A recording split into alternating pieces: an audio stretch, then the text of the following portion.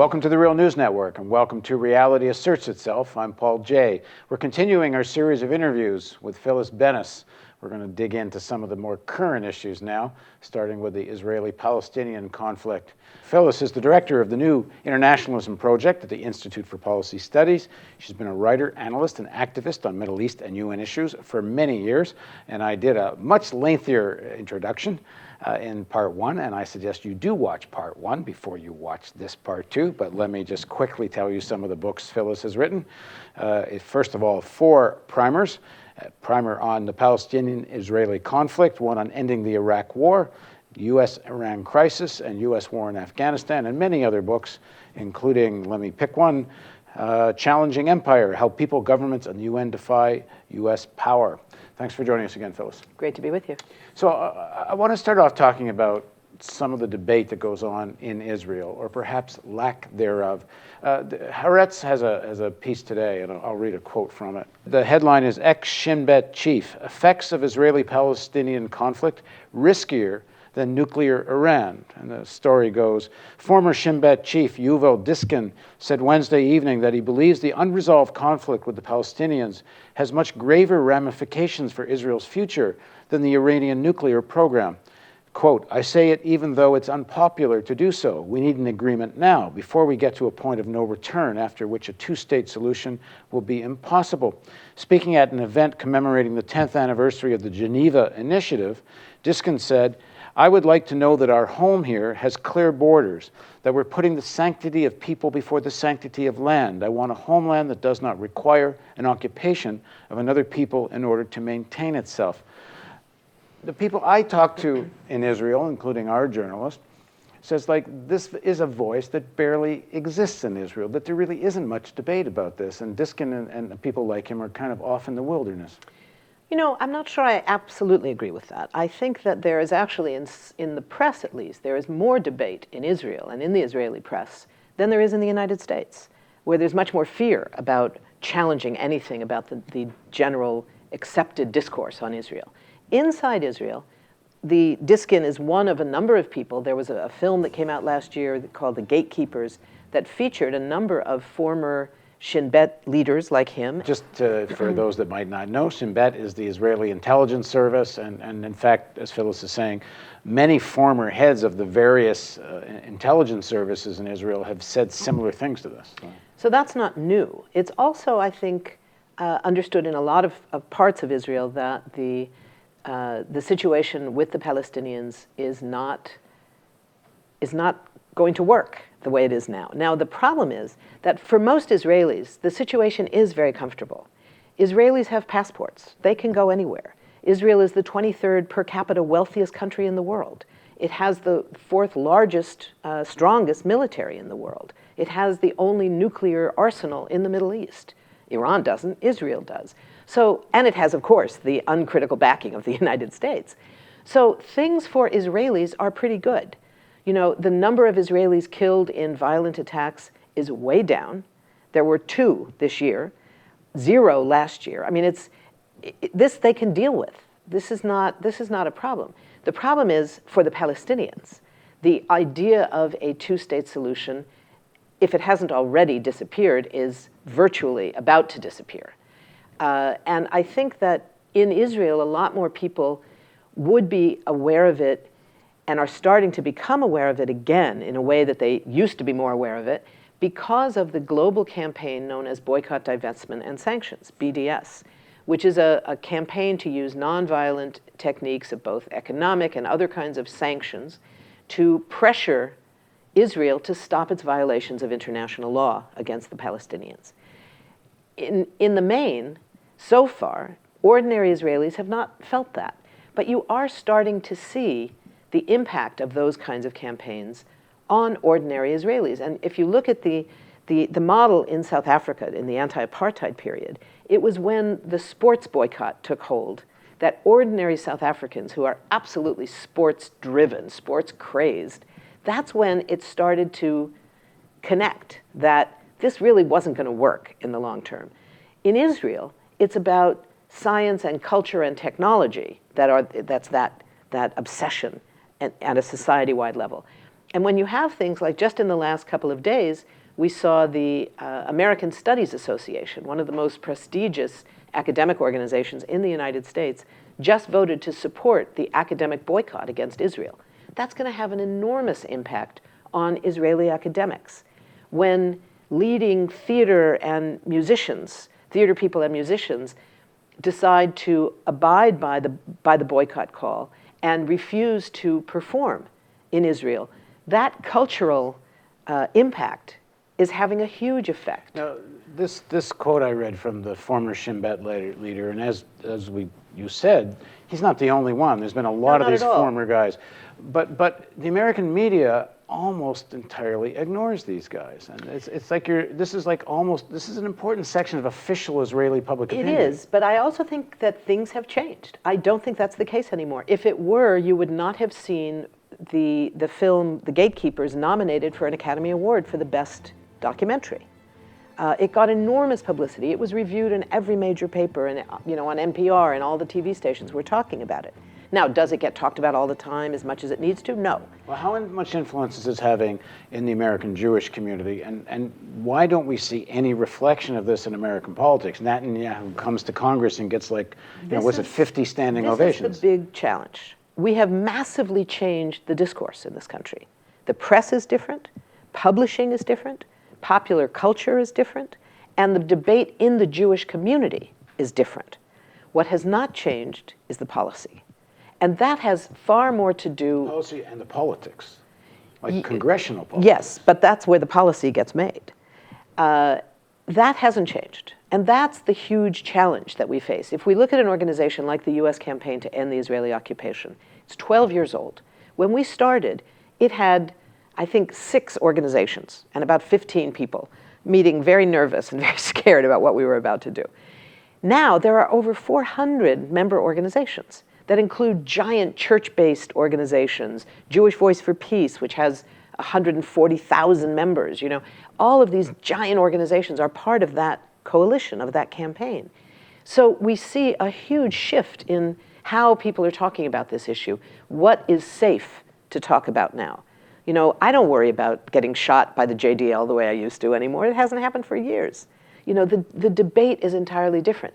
What's not different is that our political system is still hijacked by corporate interests, by wealthy lobbies.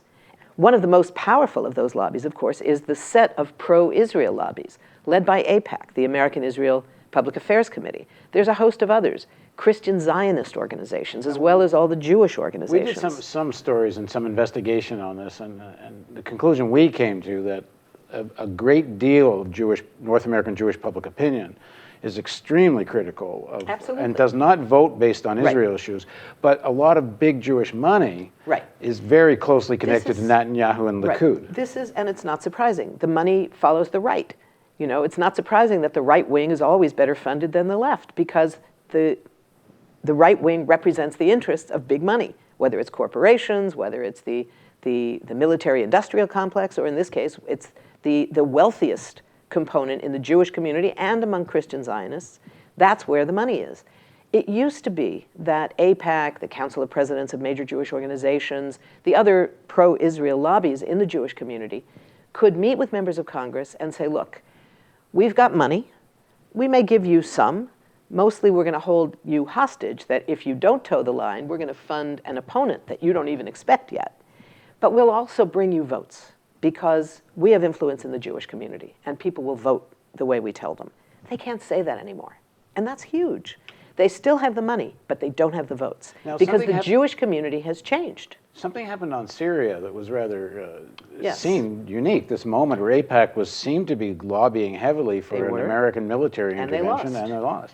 That's not the first time it's happened. We saw it back in 1981, where AIPAC was dead set against, as the Israeli government was dead set against, allowing U.S. arms sales of what were known as AWACS. It was a particular kind of high-tech surveillance plane to Saudi Arabia. And the Israelis at that time, unlike now where they're actually quite close to being in bed with the Saudis, at that time there was a great deal of antagonism between Israel and Saudi Arabia.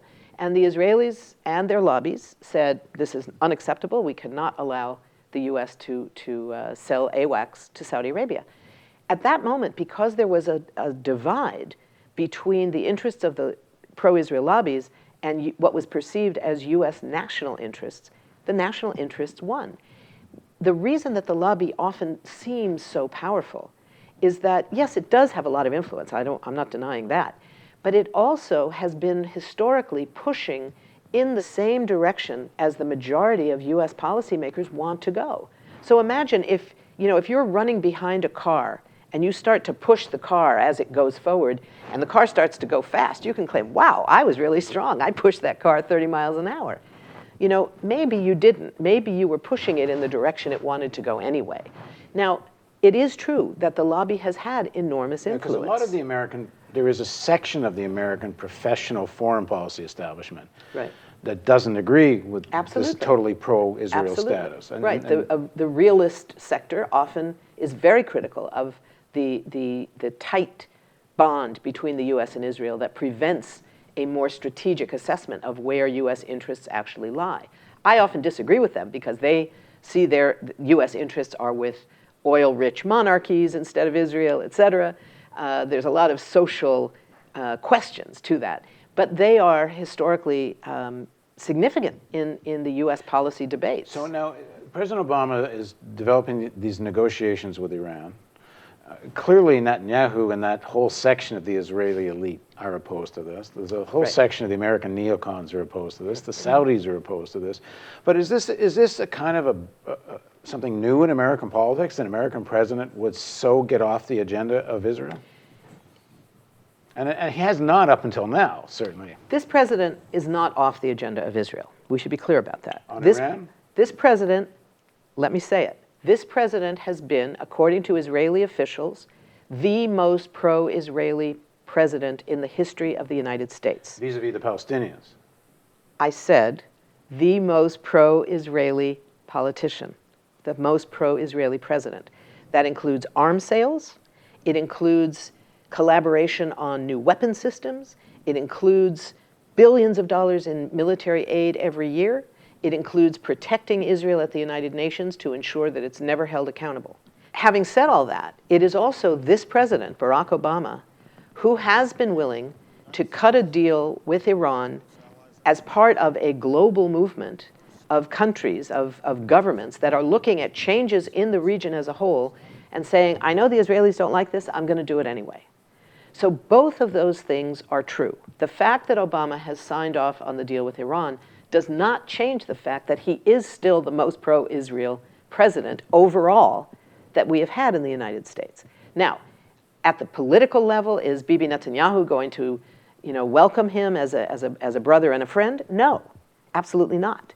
The tension between Obama and Netanyahu remains very, very tight, and it's very strong both on the question of Palestine in terms of language and strategically on the question of Iran. Right now, Netanyahu is quite isolated in Israel. The military and the intelligence officials in Israel are saying that there needs to be an agreement with Iran, that going to war with Iran would be crazy. The current chief of staff of the IDF, the Israeli Defense Force, has said, we could do it alone. We could go to war alone.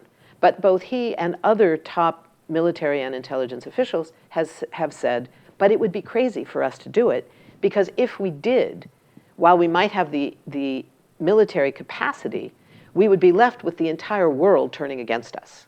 And we would lose the support of the United States and Europe and the rest of the world. That's a very true assessment.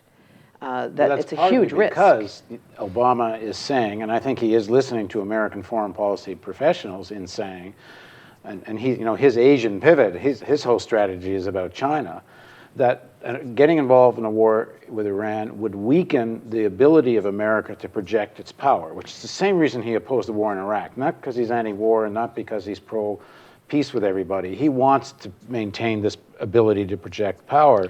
Right. So a deal with Iran makes sense. But the Saudis hate it, the Israelis hate it, and he's willing, apparently, to do it anyway. Right. And I think that is a very important statement about how he sees U.S. foreign policy. It's also true that this is a moment when conditions in the Middle East are shifting massively, and nobody is very sure how things are going to play out. So the Saudi opposition is not because Saudi Arabia wants to go to war with Iran, but Saudi Arabia and Iran are contending as to which is going to be the regional hegemon, who's going to be more influential. Well, the sources I talk to that are very connected to the Saudi military establishment, they have told me they don't want to go to war with Iran. They want the United States to go to war with Iran, and that they do want an actual hot war. I think some in Saudi Arabia do want to. I don't think that's the majority opinion in the royal family, and it certainly isn't the opinion of most Saudis. And I think that that's important, because right now the Saudi royal family has less support domestically than they've ever had since the kingdom was created. They're looking across the border at Bahrain, where only the intervention of 15,000 Saudi soldiers prevented the overthrow of the king of Bahrain. They're looking at the UAE, at Jordan, in all these absolute monarchies. Jordan somewhat less, but even there, where there is beginning to be real ripples of change. The Arab Spring is not leaving out the monarchies, despite the very, very different political relations. So no one is very sure how this is going to play out. The decision that the Obama administration had made late, but they made it, in the period when the US-backed dictator of Egypt, Hosni Mubarak, was being overthrown in early 2011, in that period, you saw a decision by the administration that we can't keep up this position that we can only deal with military dictatorships and absolute monarchs. We're going to have to deal with some of these Islamic-flavored movements and governments. So they were willing to do that. Then that got smashed with the military coup that overthrew the government of Mohammed Morsi. Which the Saudis had a lot to do with. Which the Saudis had a lot to do with. And the Saudis now are making up massively for the loss of US influence in Egypt by bringing in a coordinated gift, if you will, of $12 billion, dwarfing the $1.3 billion that the US was paying to the Egyptian military. The Saudis, along with the UAE and some of the other Gulf states, have kicked in $12 billion to the government and the military with the overthrow of the Muslim Brotherhood. So you have this very complicated issue where Iran is now seen as having a lot of influence in the region through Hezbollah in Lebanon, through the government in Iraq, despite the fact that the government is dependent on US funding. It's politically far more accountable to Iran than it is to the United States. And of course, in Syria, where you have a real regional war, a proxy war being fought out in Syria. There are at least 6 wars being fought today in Syria, and the people paying the biggest price, of course, are the people of Syria. There's an interesting report today in AP which talks about Iran saying once the sanctions are dropped, and they're talking as if they're assuming this 6-month deal will become a real permanent deal, Iran is going to start pumping oil without any containment. They don't care what OPEC has to say about how much oil, and they don't care. The quote was, "We don't care if the price of oil goes down to $20 a barrel." Well, if there's anything that's going to freak the Saudis out, it's that. That's certainly true. And the Saudis are facing a huge challenge of their oil is not going to last forever either. And only in the last few years have they been willing to acknowledge that. The kingdom is facing a serious challenge with a growing population, an enormous bloated royal family whose levels of privilege are legion. And losing leverage with the United States, the way the United States is becoming such a big oil and gas energy producer now. I saw something that said in 4 or 5 years, the United States could be the #1 energy producer in the world. Right. A lot of that is because of natural gas, but also it's because the US government is willing to take on fracking and do all of these really dangerous kinds of unusual, if you will, but all sources. Of which, again, but lowers the other the side leverage of the Saudis. Right. But the other thing that lowers the leverage is that as of 2010, this is now almost 4 years ago, the Middle East has not been the source of the largest amount of imported oil. Even as imports in general have gone down, the Middle East has been eclipsed by Africa for who's providing the majority of imported oil to the United States. So, we're looking at a situation where the oil weapon no longer exists in the same way. So everything right now in the region is shifting.